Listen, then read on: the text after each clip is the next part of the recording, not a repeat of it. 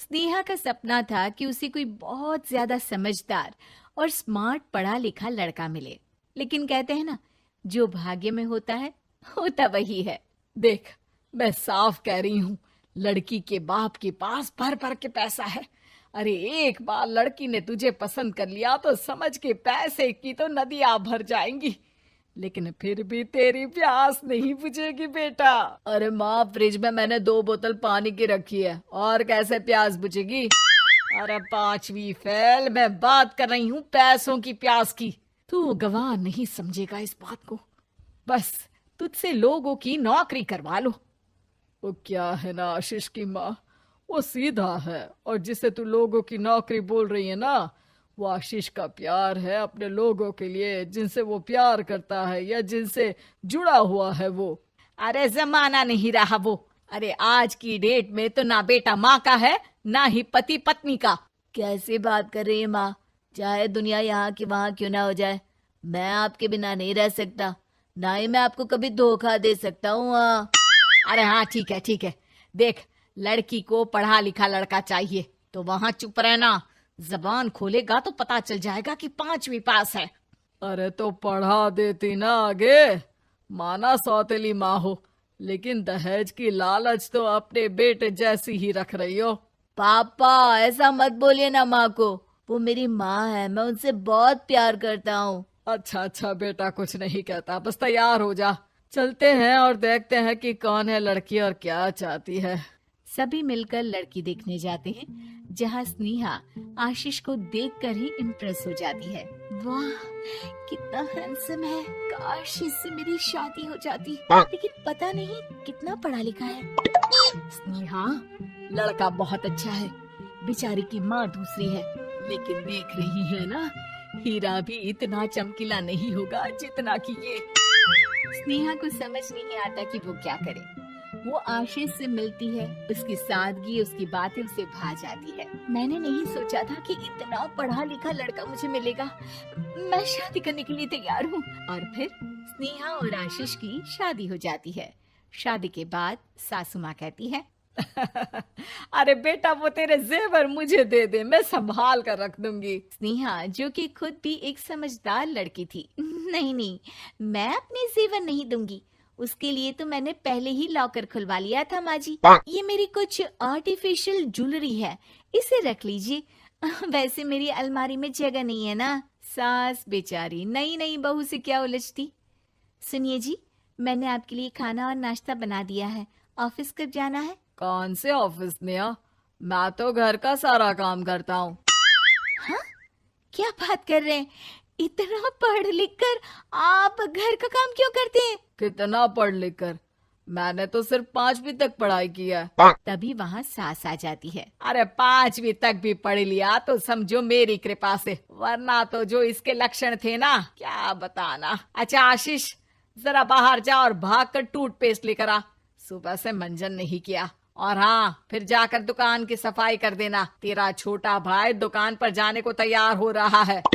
स्नेहा ये सब सुनकर हैरान रह जाती है। वो सोचती है कि आखिर उससे क्या गलती हो गई जो उसके साथ ऐसा हुआ। आशीष स्नेहा के पास जाता है। सुनो, तुमको तो मैंने पहली मुलाकात में ही बताया था कि। स्नेहा आशीष की बात ही नहीं सुनना चाहती है। वो जोर से चिल्लाती है, चुप रहो बिल्कुल, गंवार कहीं के।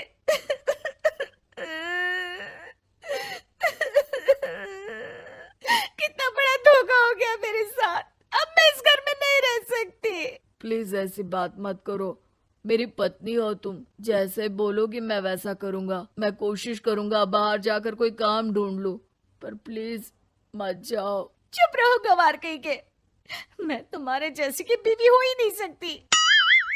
आशीष स्नेहा को लाख समझाने की कोशिश करता है, लेकिन वो अपने मायके चली जाती है। माँ चलिए ना, स्नेहा को मना कर लेकर आते हैं। अरे जाओ, मनाने जाए मेरी जूती।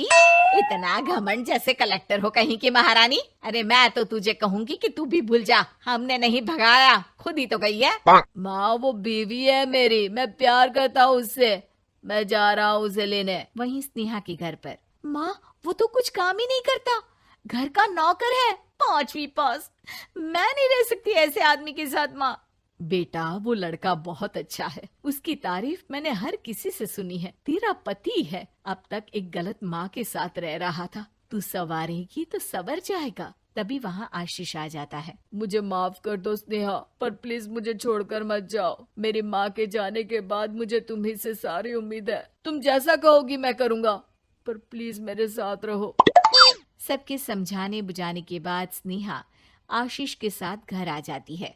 आ गई महारानी, अब आई हो और सच्चाई भी पता चल गई है, तो थोड़ा तमीज से पति के साथ घर देख, रसोई संभाल और हम सबकी सेवा कर। देखो, मैं अब इस घर में बंटवारा चाहती हूँ। जो मेरे पति का हिस्सा है वो उसे मिले और वो आज से कोई काम नहीं करेंगे। हिस्सा ले लो, लेकिन कमाओगे क्या, खाओगे क्या, धूल मिट्टी। अरे तेरा पति किसी काम का नहीं है, वो तो मेरा बेटा कमा रहा है तो 2 रोटी मिल जाती है इसे। तभी वहाँ स्नेहा के ससुर आ जाते हैं। मैंने एक बंद फैक्ट्री को पहले ही आशीष के नाम कर दिया है और घर के 2 तल्ले में 1 तल्ला ले लो। मैं तो आशीष के पास रहूंगा, वकील थोड़ी देर में आता ही होगा। अरे जाओ जाओ, 2 दिन में भूख से तड़प कर सब वापस आ जाओगे। बढ़िया आई बहू बेटे वाली। फिर क्या था, स्नेहा आशीष के साथ मिलकर बंद फैक्ट्री को खोलती है और मन लगाकर काम करती है। दोनों की मेहनत रंग लाती है और आशीष अपनी मेहनत से एक सफल बिजनेसमैन बन जाता है। लेकिन एक दिन, अरे बहू बेटा आशीष, मुझे माफ कर दो, मैं भी अब तुम लोगों के साथ रहना चाहती हूँ। इस कमबख्त ने तो दुकान का बेड़ा गर्क कर दिया। वो तो आशीष था जो सारा दुकान का काम संभालता था। बेटा हमारे पास तो अब खाने को भी नहीं बचा। माँ जी, इसे कर्म के फल कहते हैं। खैर, खाना है तो आपको और आपके बेटे को काम करना पड़ेगा, समझी? हे भगवान, अब ये दिन आ गए हैं कि बहू के साथ रहने के लिए मुझे काम करना पड़ेगा। बेटा आशीष, तू ही समझाना अपनी बीवी को। पता है ना मैंने तुझे कितने प्यार से पाला है। हाँ माँ, वो तो ऐसे ही बोल रही है आपको। अरे घर में कामकाज के लिए बहुत सारे नौकर चाकर है, आप आराम से रहिए माँ। स्नेहा आशीष का अच्छा और सरल सच्चा व्यवहार देखकर मन ही मन सोचती है, मेरा पति गवार ही सही, लेकिन दुनिया का सबसे अच्छा इंसान है।